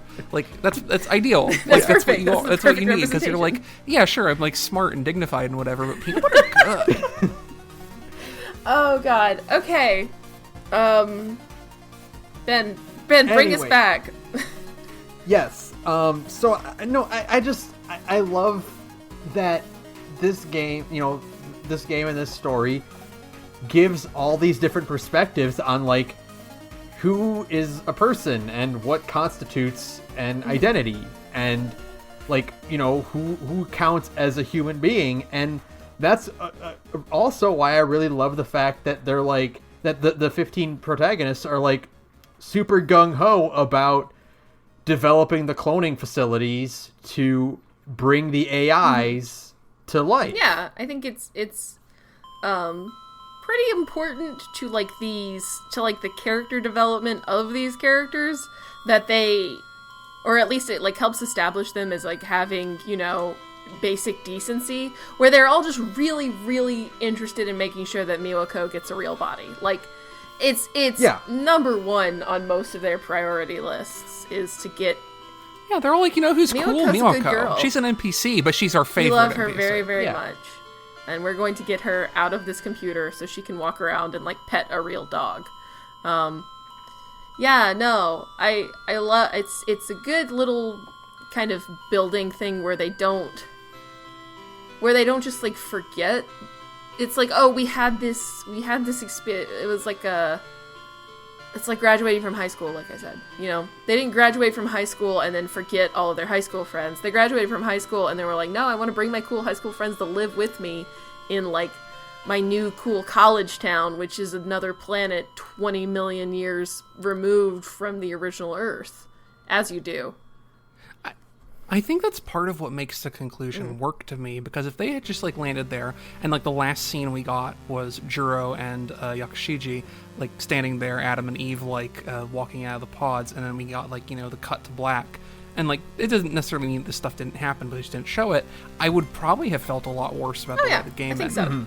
But then like you get the whole ending credits thing of going back and tying up these loose ends and being like, yeah, all this shit mattered, and also all the things that we are attached to here are real enough that we're going to be able to pull them with us. Miwako is not an NPC who's trapped in the game. She is, to borrow the verbiage of fucking leftist theory, she is not a temporarily embarrassed bodiless person. Yeah. You know, she is not like, oh well, I used to have a body, but I'm temporarily embarrassed right now. I don't have any body at all. I have one one cell of a body, and y'all have like 30 trillion cells of a body. You know, so I'll get there. But no, it's like, yeah, she's a NPC, but you know, she's a person, at least by any metrics we can fucking identify. And we can make fake clones of all these computer people. So fuck it. She gets to be one of us too, because she is. You know, the experience we had with her, and I actually like the thing they do, and I think it's super cute, and I'm glad that they never show any of the kids' parents, but there's a part in the end where Minami is like, I want you to meet my parents, as in she wants Miura to like have dinner with her parents. And it's like, those are just simulated parents. They're not even remotely like Natsuno Minami's real parents, because again, we know who Natsuno's real mom is. Exactly. Yeah. It's Shu Amiguchi or I guess Tetsuya Ida and oh my god, Yuki. I keep Takamiya. Yuki. Takamiya, right? God, I'll get the names right sometime. Wait, here's no, the thing. Ida isn't actually Minami's dad. No, it's not Ida. Oh yeah, you know, you're right, he's not. Oh, because I was gonna say, it reminds me of the one thing that's almost never addressed in 2188, which is Shinonome. Yeah. And this is kind of a pivot, but because we're talking about them, Shinonome is my favorite from 2188, because the only thing you get of her is to imply that simulated Shinonome is responsible for the Deimos. And because there's, like, you know, talk about Mr. Ida's affections being a lie or whatever, and you're meant to be like, I see. But no, that's real Shinonome. Which means also, in this horrible cosmic circumstance, real Shinonome was also fucked over by Tatsuya Ida, and that's the entire reason that she sabotaged the fucking that's another thing, and this is third-hand information, because somebody else told me this, so take it with a grain of salt. But the third-hand information, because like they never tell us why Shinonome was so mad at Ida, right? Like, Shinonome literally was like, I'm going to screw over every possible version of the future by putting this Deimos code into the simulation, right? Like, because humanity is so rotten, because even though it's only the 15 of us, even still, we lie to each other. Because Mr. Ida is a shithead motherfucker who toyed with me for his own benefit. It's essentially. The thing is that the third-hand information that I have heard is that the reason she's so pissed at him is because I think they were lovers, and when it was down to just like the 15 of them, he didn't want to kill himself with her. Yes. Really? I don't think that's anyone. I think it's from an interview, it's like the same way that like the interview says that it's like there's been 700 iterations of these characters. I think it's from that same interview where somebody's like, "What's the deal with the OG Shinonome?" And the answer is that, like, he didn't want to kill himself with her.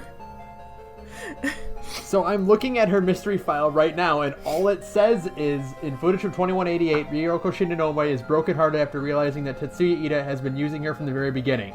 That's it. Yeah. And, like... that might just be a thing where that is maybe an idea that didn't make it to Final Cut. Maybe. Seems likely to be. But it's still like... man, fucking Shinonome gets done so dirty. She does. I feel sorry. She suffers. She suffers for so much, and also the conclusion to her entire arc is like, yeah, well, I'm in love with this guy who's a horrible asshole, and also like several years older than me, and definitely using me, and I have like a terminal memory leak issue. But piloting the robot's cool. Yeah, that's my thing. It's really sad that like her happy ending is losing her memory and just not having to deal with all that shit. Her happy ending is like, yeah, everything I know about myself is fading away, and I am just going to put everything into this purpose because it is all that I have left. Yay! Yeah, I feel like that might have, like, on paper, it's kind of okay. Like, the concept on paper is like, okay, well, there's no way to fix her horrible brain leak, and she's having a hard time. But she, like, loses all of her memories and gets a fresh start without all of, like, the stuff that has been, like, perpetually haunting her, right? You're like, okay, that's cool. The way it's executed is, like, not great. And I feel like the way to fix that is to show more of Shinonome out in the wild, not just piloting the robot, like, being cool with not having memories, or being like, I'm going to make new memories, you know? Also, or like us having the epilogue where she's like, yeah, I don't actually remember any of the shit y'all are talking about, so I'm just going to take you on faith for it. What's up? I'm Shinonome. How's it going on?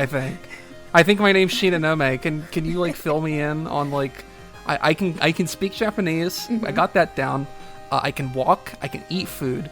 That's about it. Y'all are going to have to help me out here. And it would have been, like, I feel like it would have felt less of a raw deal for her if we had gotten some of that. Like, her...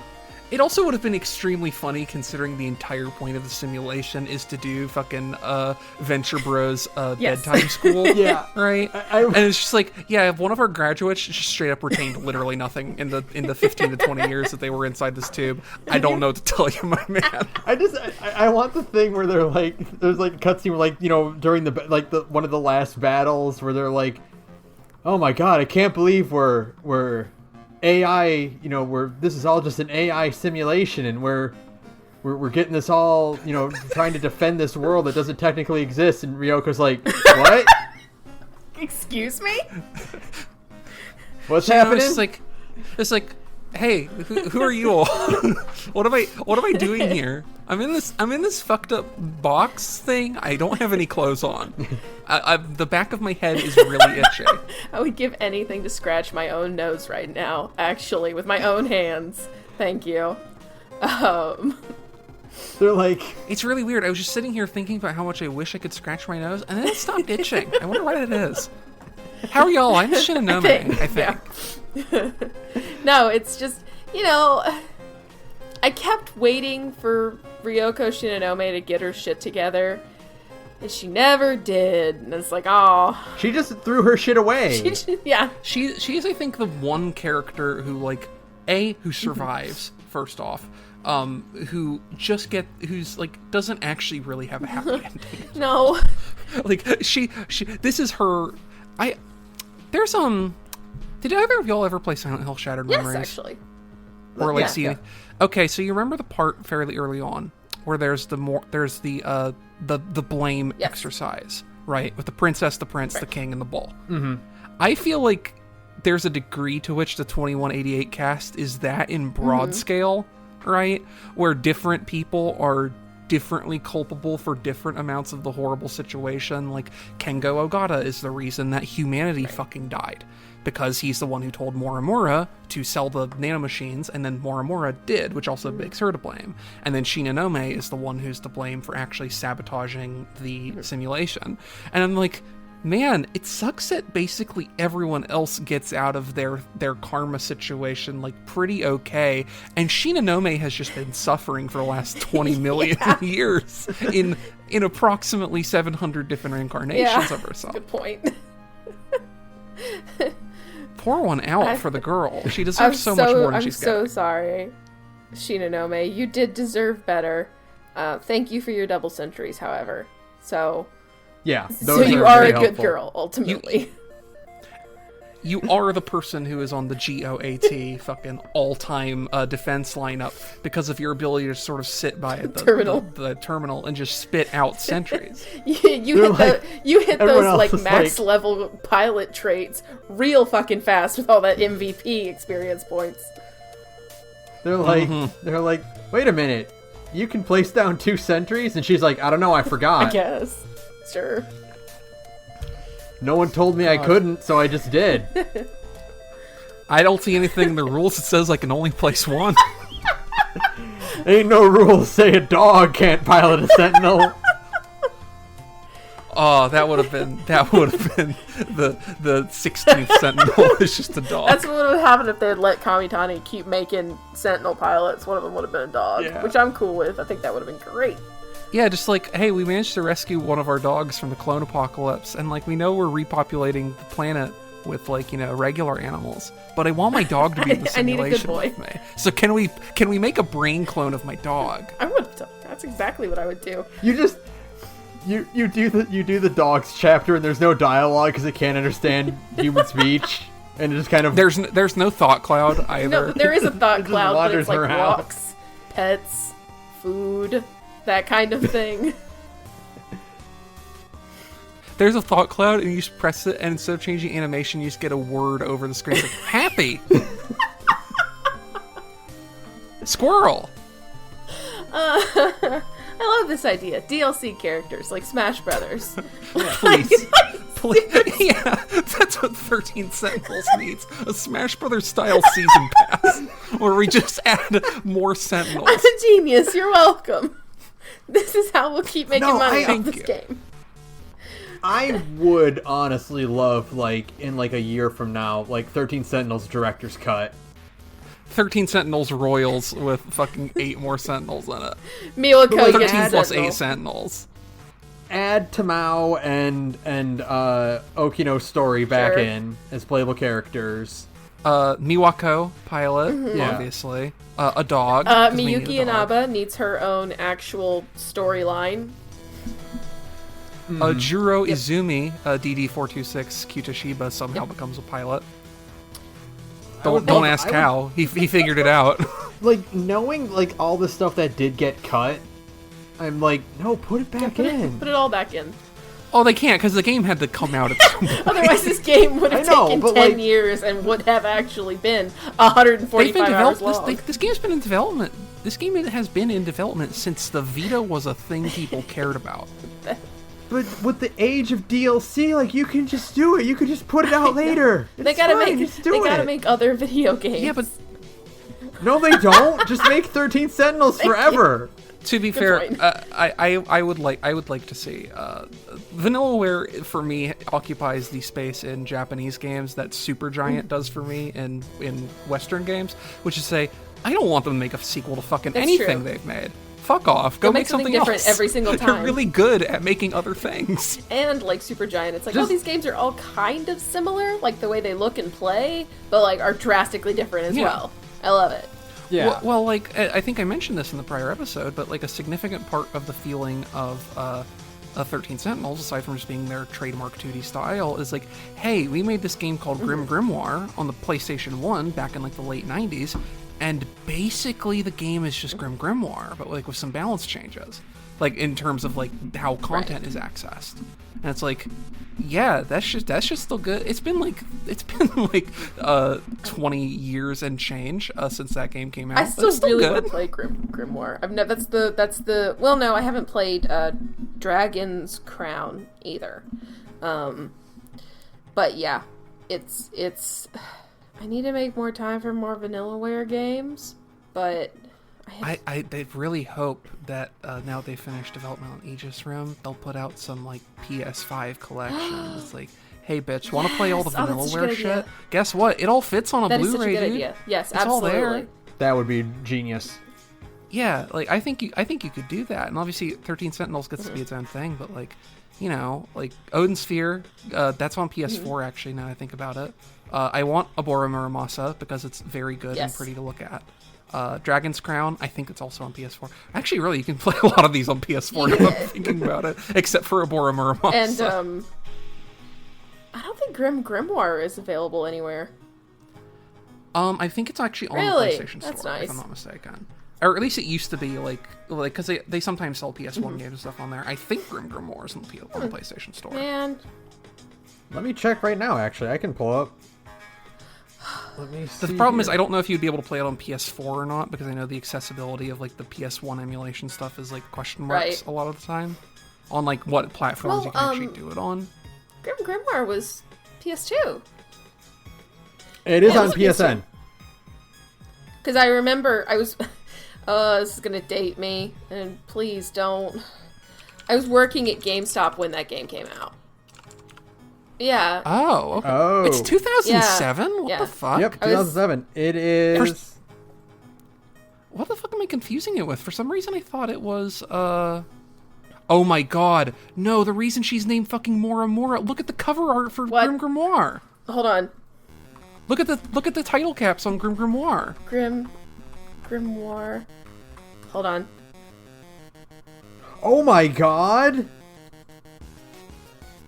It looks the take out the gri from Grim Grimoire, my god, you got Mora Mora, and it's because it's supposed to explicitly be kind of like Grim Grimoire. Oh my god! What the fuck? What the fuck?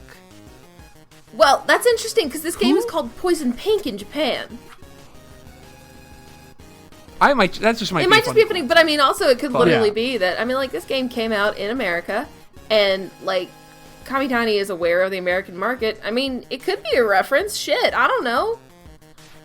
You know, like I said, I don't know if Iori Fujisaka's name is a reference to Shiori Fujisaki, but it sure as hell feels like it. It sure sounds like it. Why the fuck did I think Grim Grimoire came out in the 90s? What the fuck am I confusing it with? Are you... They only started making games in 2006. Are you thinking of Princess Crown, which is a game that Kamitani worked on? I might be. Which that did come out in the 90s, actually. So you might be... I'm probably confusing it with Princess Crown. We did it. We solved this whole mystery. Yay. We did. We figured out the secret of Aegis Rim. Yep, and it's that Vanillaware games are cool, and there's a lot of them, and I'm glad fucking none of them have shit all to do with each other. And that they all sell relatively well. Like, even this game did not bomb, like Atlas mentioned. That, like, it sold well enough for its North American... I feel like this is going to be one of those games that's, like, in 2 years, they're going to be like, this game sold, like, 3 million copies out of nowhere. Like, Nier Automata, you know? Mm-hmm. They totally will, because, like, this is a game that I got, like, not because, like, oh, y'all recommend it to me, because so many people are just like, shut the fuck up, go play Aegis Rim. Go play it. You need to go play it. You need to go play it. And, like, I haven't got that for really any Vanillaware games before. Like, I had, like, you know, awareness of Abora Muramasa and Dragon's Crown when they were coming out, but there was never seeing people like, oh, you need to go play this, like, right now. Like, your life depends on it. And so, like, I don't know. If I'm any indication, I feel like there's tons of people who are just like, hey, there's been 2 times in the last, like, 3-4 months where this game's been on sale for $30. like one of them from GameStop and one of them on the PlayStation Store. Unfortunately, I don't think it's on sale at the PlayStation Store anymore at the time of recording. But like, there's probably tons of people who are like, you know what, $30 for a cool visual novel? Yeah, fuck it. And then got this experience, and they're all like, oh fuck. Now I'll buy more Vanillaware games. I shall listen to Yoko Taro, who says that Vanillaware is one of Japan's treasures. Could you imagine a Yoko Taro? Oh god, how I game? wish. Oh, we wouldn't be able to comprehend it. How I wish. I want George Kamitani and Yoko Taro to write something together. Are you kidding me? That sounds great. It would look. I think here's what I always think. The anime, Keep Your Hands Off Aizaken, directed by Masaki Yuasa, who is like fucking visionary, one of the greatest directors in anime of all time. I love him. Everything he makes is gold. The reason that he and his studio took up animating an adaptation of Keep Your Hands Off Aizaken is because a fan added him on Twitter and said, "Hey, there's this manga called Keep Your Hands Off Aizaken. I would like to see you do an adaptation of this." On Twitter. And that turned into him getting the rights and licensing to an adaptation of Keep Your Hands Off Aizaken, which is one of the best animes. That's incredible. I did not know that's how that came to be.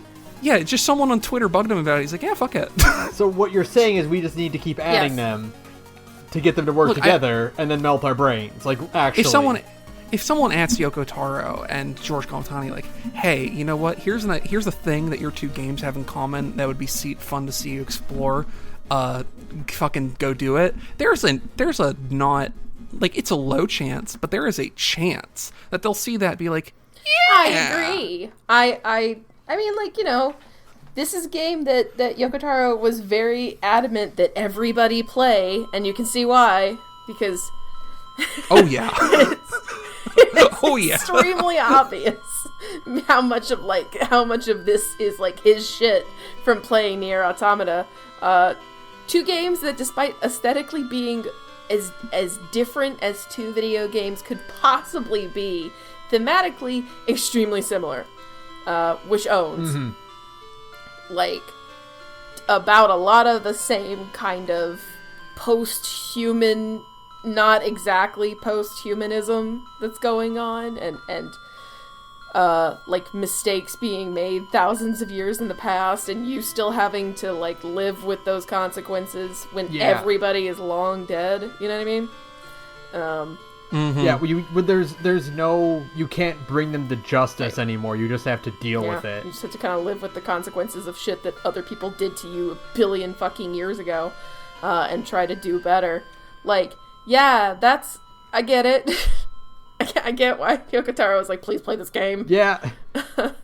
Vanillaware must be defended. Also, I think I mentioned this also. Another thing that you would like, if you like this, y'all should go play Virtue's Last Reward at some point. It's there's a list. Virtue's Last Reward is on there. I really do want to do an episode about Soma, because I love Soma. But, oh god, it's already been almost 2 hours. I know, that's the crazy thing, is that we've just... Hey, you know what we talked about in this episode? The ending and a bunch of other shit that wasn't 13 Sentinels. I'm noticing a pattern. When we got started, I was like, we're going to talk about characters. And we did talk about characters a little, but not a lot. We did. Not in any structured way. And that's what I think our next time should be, because I don't think we're done. I think there is a chance that if we do another episode at some point, it's going to end up, knock on wood, us being, alright, let's talk about the characters and add some structure, and then talk about the ending again, and then pivot to asking important questions about how this pertains to other media that we like. And we're going to end up having inadvertently recorded loops. We've done it! Without even having to plan it. We've done it! We've looped again! When will we break the cycle and get to go outside? Unfortunately, evidence seems to suggest it'll be about 700 episodes. That's about right, yeah. Oh, God. Oh. We're going to be recording this until we're gray around the gills, and it's like, okay, now we've talked about everything. Let's talk about 13 Sentinels. How many other games have been put out since we started? 13 Sentinels 2? Oh, no! And then we all died because we turned into skeletons. Just immediately all of our skin just explodes off and we're just left as like 3 skeletons laying in front of our computers. Yeah. We finished talking about 13 Sentinels and we reclined back in our chairs like, a job well done. And then universal control turns us into like shimmering gold dust as we are assimilated back into the machine. Oh my god. Okay. So. I think I'm tapped out for now. Saturn, is there anything else you want to go over while we're here? Anything, I think, just like real quick, to see if there's anything else that we want to cover, possibly pertinent to what we've been discussing, that will just mean that maybe next time we'll actually get to structured going over the characters. the character plot lines one by one instead of not at all. We sort of brought up Fuyusaka. We talked about Kisaragi a lot. There is one question I have for you guys. Okay. And that is, what do you think happens if you just let that countdown run out in that one scene where it's Chihiro, Juro, and Okino in the UFO? Isn't the countdown like fucking like insanely long? It is, but there's a fast forward button. Yeah, but isn't it like days or months or something? I mean, I don't know, but when will it stop counting? Oh yeah, because it's like still counting down like while the characters are not talking, because like 13 Sentinels does that thing that I really like, by the way, that it breaks up conversations. Like instead of you just not holding the controller for like 30 or 40 minutes on end while the characters just talk at each other, it will end the conversation and then you have to instigate the conversation. I feel like there's probably some kind of a fail-state barrier, like well before that, because they are not above putting invisible timers in sections that don't obviously have them. Right. I don't know, somebody should find that out. It's like where if you actually wait for Pagan Men in Far Cry 4, there's an alternate ending. Yeah. Yeah, except instead of taking 10 minutes, it takes 36 days. Just leave your local woman burns up PlayStation 5 trying to see if 13 Sentinels has an alternate ending. Just one. Well, yeah, what would happen is if you're on base PS4 is that the PS4's fan causes it to take off and leave your house. It flies into the stars. What would happen is much like a pre-patch Bloodborne, you'd hit a point like 12 hours in where the game just starts to develop a memory leak, and suddenly the numbers aren't actually counting in any particular order. They're jumping up and down in random intervals. No, what happens is it does the Sonic CD thing where instead of like, if you wait like long enough, Sonic just walks off the screen. Yeah. He just kills himself. Okino just leaves. It does the Metal Gear Solid 3 thing where like the PS4 like shuts down and you boot it back up and everyone's like, hey, we're outside. And they're like, what happened? It's like, well, time ran out and I guess it all just ended. Everything's fine. And now we're here. We did it. We didn't have to fight. We didn't have to get in the robots. We didn't have to fight any robots. We just waited for Grandpa to die. That's Universe 1. That's what they did in the good timeline, where they found a planet right away and everything worked out, as they just let the timer run out. They realized they're in a giant video game, and they're like, I bet if we could engineer a memory leak situation that just makes the entire thing hard crash and lets us just climb out. The simulation, like somebody put in a fucking cheat code. They get out at like 13 years old because they figured out how to like fucking feed the thing junk data and cause it to compact on itself, and it's like, well, we didn't learn anything, but we got out and didn't have to fucking work for it. Okino's like, hey, what's up, guys? This is my Project Arc speedrun. Any I've just discovered this new tech where I can run the timer out and get out real quickly, so we're just gonna try that. We're running this on version 1.0 of the simulation, and this is before they patched up the giant lack of collision hole on the north wall of the ring. Before that, though, you can just go up there and just walk out. You just leave, you're done. And that's time right there. You just yeah, and it's just, the simulation ends, and you're allowed to go live your life. Hijiyama just like walking around like the military base, and he just sees Okino like crouch jumping in the air. He sees Okino T-posing. He's like, is Okino a simulation? But no, Okino's He's just T-posing because it's fun and it's fine. Oh, God. Okay. I'm calling it there. Alright. God.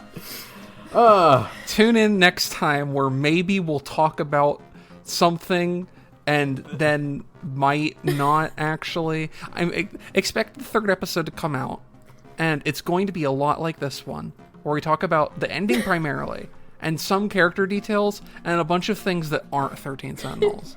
And it's going to be like this for approximately 16 Surprise! This is how Saturn becomes a permanent member of the Gorge.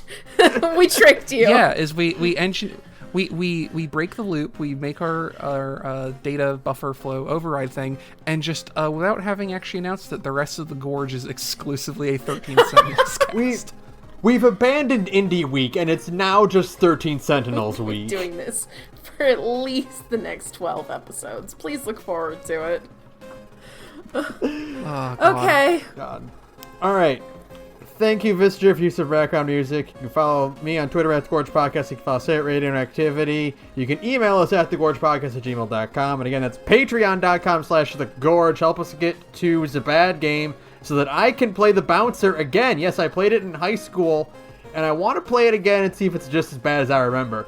Saturn, where can we find you, and what else do you do with your life? You can find me at Celestial Mecha on Twitter or on the Big Gay Nerds podcast, where Sara and I are currently playing a game together and frequently do play games together. This is going to be going out at the beginning of March, right? Yes. Or sometime after March starts. In that case, if you go find me at my Twitter at Celestial Mecha, you'll see that the thing I mentioned last time I was on here, which is my Beam Saber supplement, is actually going to be a part of a big first anniversary Beam Saber bundle that features a lot of other work from people who create content for that game. Ooh. And if you happen to be someone who already owns Beam Saber and want to just sort of have a ton of shit to play with, that bundle is there and cool, and you can purchase it if you would like. Yeah, that's kind of me. That's where I'm at right now. Cool. Yeah. Cool. And don't forget, the other podcast we are in is called Big Gay Nerds. You can find us at Big Gay Nerds on SoundCloud, and the links to the rest of our social media are there. So, what do we got for this episode? Did we say fuck Tetsuya Ida last time? We didn't talk about characters. And when we do we are going to someday do the character episode. And when we do the character episode, that's when we can say fuck Tetsuya Ida, who does suck. Yes. He does. Tetsuya, I think we talked about. I'll think today we can throw out a cool fuck Kengo Ogata, because we've basically covered all of Kengo Ogata that is actually in the game. His entire arc. That dude is the one genuinely irredeemably evil motherfucker for no other purpose but love of the game. And like, buddy, I respect it, but you did extinct all of humanity. You extincted all of humanity. That is a problem. I still don't even know exactly what. Just cause? It was that he encouraged Morimura to sell on the black market the early versions of, like, the prototype versions of the nanomachines that hadn't been properly tested, so that they could secure funding to do the ARC project. Okay. So he's a filthy capitalist. He just wanted to make money, and then that ended the world. Huh. Yeah, so he ended up, well, also just like, I think it was always his thing to, like, be on this this clone-based extrasolar colonialism thing, except now, after he ended the world because of his extreme greed, it became an ARC thing instead of just like, I'm sending a clone of my son to Mars and then I'm going to inhabit his body and be evil. Last question, actually. Has Kengo Ogata accounted for the fact that if his plan is successful, there will be approximately 100,000 of him? I think that's exactly what Kengo Ogata would want, because he does seem like the psychotic egotist kind of person who almost certainly was like hell-bent on being on Project ARC because he just wanted to live forever. Like, he's one of those people, you know, who just like, I must persist in some form forever. 13. He's fucking Pat Boivin. Like, I'd be a toilet if I could live forever. Yeah. Literally. 13 Sentinels too, but it's 13 different versions of Kengo Ogata who somehow come into confluence. And none of them get faces. It's just a bunch of faceless AI talking to each other. It's the worst. Thanks for listening to us talk a bunch of shit for 2 fucking hours yet again. Good night, everyone. Good night, everyone. Good night.